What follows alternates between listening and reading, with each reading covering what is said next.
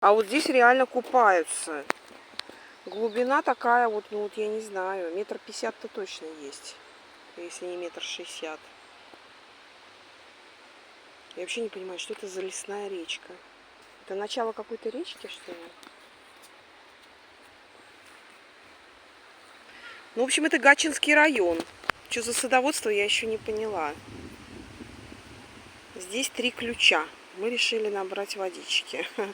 Наберем сейчас из одного. 2 ключа так и не нашли. Решили не искать.